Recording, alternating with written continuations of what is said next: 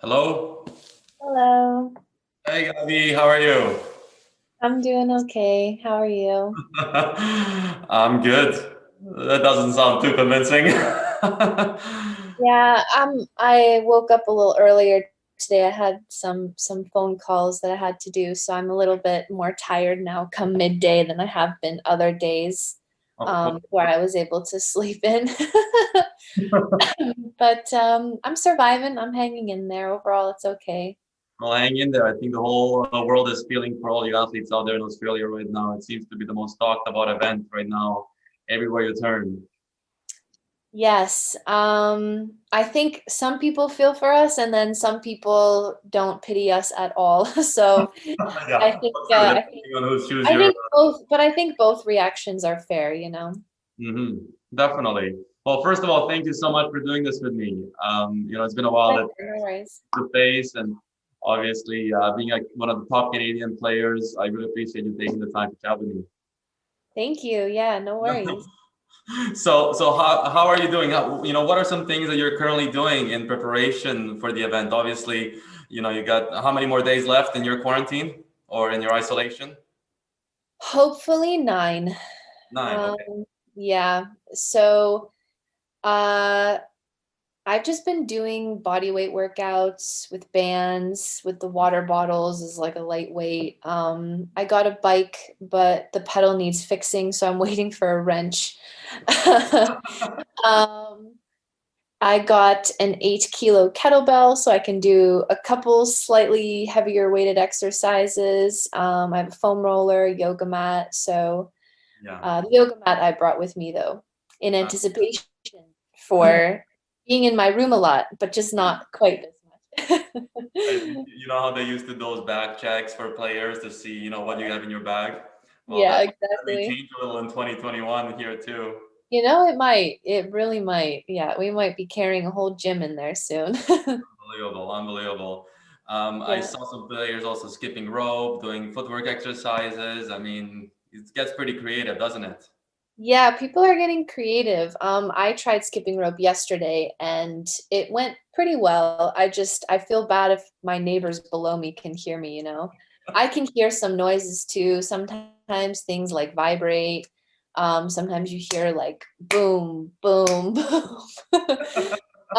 But I can tell you, I'm not going to be one of those people that's going to play against the window or put up the mattress and hit on honestly, like I feel like it's not my property and I don't want to damage it. Of And I course. don't think that doing that is going to make the most significant difference to when we get out of here. So for me, it's not really worth it. Of course. But yeah, I mean, people are desperate. There's a Grand Slam coming up, so I can understand when they're trying to do everything they can. But Yeah, definitely. How many days will you have, hopefully, between sort of being able to be out on the court and train and play and compete? well, we have a lead up event into Australian Open. As of yet, no dates have changed. I probably hope that they push it back by a few days just so Mhm. we can get a couple extra days of practice in. Yeah. But I'm not holding my breath. It is what it is. Yeah, it probably be a very quick turnaround. As of today, it'll be a very quick turnaround. What they decide within the next week or so, I don't know. Yeah, right. Yeah, it's a tough time for everyone, whether you play a sport or you live life these days where things are unpredictable and it's hard to plan ahead. I myself am a huge planner. I love to plan. I would normally be planning for 2022 already, but it's just impossible, right? And Yeah. so, there's a quote by John Wooden that I heard just recently, and he says, "Don't let the things that you cannot do interfere with the things you can do." Yep. Fair point. I thought that was amazing, and it's sort of like, well, what can we do these days? And it's sort of, creativity sparks. But yeah, are you watching a lot of Netflix or any shows these days? Yeah, I'm catching up on some Netflix that I was too busy to do during the prep time when I was in Florida before coming here. So Mhm. I've been doing that, catching up on a little bit of reading. Good. I've started some school courses too, so I'm gonna stay busy. Of course. Are you playing women's doubles as well as mixed at the Open? Yeah. And who are your partners, if you don't mind me asking? Women's doubles, it's Bethany Maddox-Sands, and in mixed, it's Mate Pavic. Oh, great. Excellent. And how do you find it different playing women's doubles and mixed doubles? What are some differences there psychologically or anything that comes to mind? Um, well, I think mixed doubles is so much fun to play. Like the dynamic, the male-female dynamic, I find really interesting. Mhm. Sometimes the guys want to be like in control on the court, and sometimes it's great. And then sometimes they actually take themselves out of good positioning or wrong shot selection because they feel they need to be the leader and be the powerhouse. And it's like, yes, you can totally be the leader, be the powerhouse, but at the same time, a lot of us who play mixed doubles play doubles too, so we have a good skill set that can be used as well. So it's nice when you find a partner that trusts you and supports you no matter what. And in mixed doubles, I really like trying to return a guy's serve. Mhm. And when you do successfully do that, and sometimes you surprise them, and that's a pretty fun feeling. As a girl, I don't get to do that a lot. So, I Awesome. mean, I love mixed doubles. Women's doubles, I take probably a little bit more seriously, and I which might not be a good thing. It's better to be relaxed. It's better to, like separate yourself from the outcome, stuff like that. Yeah. But I mean, doubles in general, I find fascinating with the strategy that's involved and how to work together to solve problems. So, I mean, I love both doubles and mixed double, women's doubles and mixed doubles. I think they're both great assets to tennis. Hmm. And it sounds like within mixed doubles, you found yourself a little challenge there, like returning a guy's serve, and that really sort of brings out the best competitor in you. I could just, Yeah, for sure. Yeah, yeah, absolutely. that's awesome. That's awesome. And, like when you are playing different tournaments, you'd have different partners, I'm assuming as well. So how does that go? How do you try and find someone that you get along with well on court? Is that someone that you look for that's similar to you or completely different to you? Or how? It can be, I think it can be both. It's not necessarily, there's not one perfect formula. You can play with somebody who's very similar to you in personality or game style, and that can work. And sometimes you can find somebody who's a polar opposite, and that can work as well because, your opponents get a big contrast of your game style and your partner's game style.